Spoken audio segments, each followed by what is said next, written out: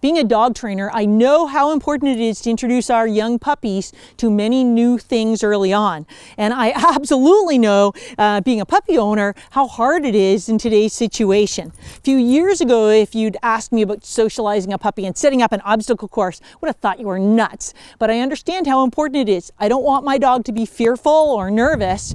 I want my dog to be confident and well socialized. In today's video, I'm going to show you how you can use some simple household articles that you've probably got lying around the house to create a little socialization obstacle course and create a confident puppy. I'm Carol, this is Texas. Welcome back to McCann Dogs. With the virus, it's hard to get out and expose my puppy to new things. Someone in a wheelchair, an umbrella. And I thought she was really confident. She was when she was young, and still young. But as a pup, she was so confident, and physically we do a lot of stuff, and she's so confident. Then a dirt bike went by, and she completely melted. She was terrified. So I thought, oh, time for me to put some work into this. And I have to be a little bit creative since I can't get out to a lot of different places. So I set up an indoor obstacle course.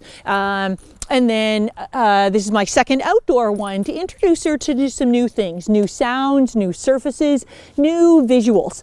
Don't need a lot of space to do this. Sometimes it's just something that wasn't there, that hasn't been there the last few days. So even if you have an apartment, putting one new thing on your balcony every day or one new thing in your living room every day can help your dog get introduced to different objects, different surfaces. I don't need too much for this. I've got my pup, I've got my treats, and I got a bunch of junk. So I'm going to relax my criteria slightly about pulling. If she's really bad, I'll deal with that. Great chance to train. But mostly I want her to explore. A few days ago, it was garbage day, and suddenly with garbage bags out, they hadn't been out there before, she was a little nervous. So I put one out there. A lot of dogs are quite nervous of garbage bags. So we're just gonna approach. I've got a plunger, wearing a hat, taking his garbage out. We're just gonna see what she does. What a good girl. And she's pretty happy. She's even willing to look at me because I rewarded last time for that garbage bag. And we'll talk in a little bit about what to do if your dog is nervous. Good girlie. Okay, and then we'll go on to the next one. You wonder what you can use. Just a kid's toy. Some of them could be terrifying for a dog. Certainly the umbrella, because she was nervous in the past. So we're just going to see how she is with that. I might need someone in future to open up this umbrella. Good girlie. To open and close that umbrella, because that'll be a lot scarier. Good girl. And now this new one is a couple of different things. Last time I had her go underneath something. This time I actually want her to go in, and it's metal, so it's going to make a little bit of noise. I think she's going to be fine with this though, because she's pretty confident that way. What a good girl. I'm just going to let her explore, and I'm going to reward her for interacting with something new. Yay, and it even made some noise as she came out there, moved on her. What a good girl. Again, that's her strength. So it's knowing, what is it that your puppy struggles with? What a good girl. Yes. If I had a puppy that was really nervous of things moving, I'd make sure that couldn't tip like that. If I had a dog that was super nervous of noise, I probably wouldn't be using a metal bowl. I might use a cardboard box. Good girlie. Okay, and let's go check out this one. Now, a lot of dogs are nervous of moving surfaces. So again, I've got a new surface to walk on. It's a fairly slippery plastic. If you have a dog that's really nervous of slippery surfaces, I might not start with that. I'd start with something else, but I think she's ready for that. And I've got it on a few pipes, so it may move a little bit. Oh, what a good girl. Yes. So those are the types of things she's typically fairly confident on, but I want to keep introducing new things. What a good girl.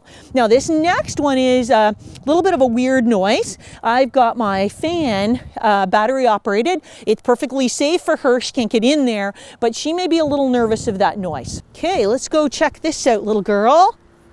So this is making a little noise, plus it's going to blow on her. Whoa, what was that? What was that? Oh, good girl, you're a silly girl. So she's a little nervous. Now, what am I going to do with that? Now, some dogs, and my first guy, Fred, I could just simply pull out a treat and just walk him straight up to that. So some dogs, if they're really into food and not that nervous of something, just walking right up and feeding at it would be fine. I'm not so sure with her that that's the best deal. So what I'm going to do, she's perfectly comfortable here, pretty nervous up there. So I am going to just take a couple of steps forward. Yes, I'm going to reward her, but I'm not going to keep moving forward. I'm going to come back. Then I'm going to go back through, hey you, back up to that same spot. Yes. So we're now saying this zone is safe. So she's comfortable coming this close. She's still having a little eye at it. Good girl. So she's still keeping an eye on it, but she's not nervous. She's willing to take my treat. She's not jumping away. Her ears are back just slightly, but not. The tail's still going. What a good girl. So you can see I'm doing lots of this. Then I might also just do a little walk at a distance. Yes, I like the fact she didn't go the other side of me and try and put some space between it. Good girl, yeah. So I can reward just being comfortable, and then I might go a little closer now that she's had a couple of passes. The fact that she's not staring it in and she's willing to look at me, she's more interested in the food than worried about that fan, tells me I can proceed. I'd rather go a little slower and not have her panic. Good work, you. Yeah. Yeah, I know, when you step in front, it blows on you. Yes, so she's checking it out. Yes, good girl, but not that same reaction of panic. Yes, good girl. She's moving a little bit away. Yes. So you can see, you want to watch your dog, see the choices, but she's not in a panic mode, which tells me I can still work reasonably close. If she was like the first time, I don't want to be in there and have her panic over it. What a good girl. Yes. Good girl. Yes. Good girl. Very nice. So I'm watching her body language. She's pretty relaxed. What is that thing? Yeah, so she's willing to put her nose down there. What a good girl, yes. Good girl, and I'm gonna leave it at that, but it tells me I might wanna bring that one out again another day. Now in yesterday's, one of the hardest ones for her was the Roomba in a box. Now, number one, a lot of dogs are terrified of vacuums, and some of that is the noise. The other thing that can startle dogs is a noise that they can't understand. So having this box that from a distance doesn't look too scary, and then you get up close, and suddenly the box is making noise. Why was that? So that one scared her a little bit as well. Let's take a look at that clip. Again, it's important to watch your puppy's body language. I could tell she was nervous of that. Sometimes they'll move away, their ears go back, their tail goes down. Sometimes it's easy to tell they're scared. You know, they start running away. So you want to see, okay, they're nervous. How nervous are they? I tried to build some distance, work at a distance away so she could still hear the noise, but she wasn't panicked, able to reward that. She got more and more relaxed, and then very slowly, I worked a little closer to the box and the noise. Now the Roomba helped me out. It actually shut down towards the end. So as I went in close, it was quiet. Don't have to do it all in one day. Again, I can set up just the box and the Roomba in my living room in a few minutes and work on that another day. Ken, you asked about the surface I used in yesterday's video. It's actually a piece of foil insulation, so it's a little bit crinkly, makes some noise, and it's just a different slippery surface.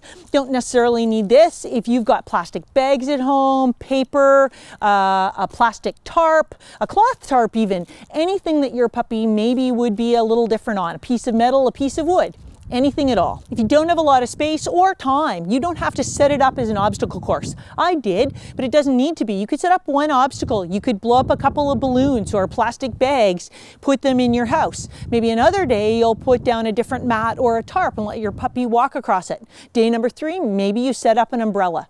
Doesn't have to be a whole long obstacle course. If you want to know a little bit more about puppy socialization, check out this video. If you like this video and want to see more, make sure you click that subscribe button. I'm Carol, this is Texas. Happy training.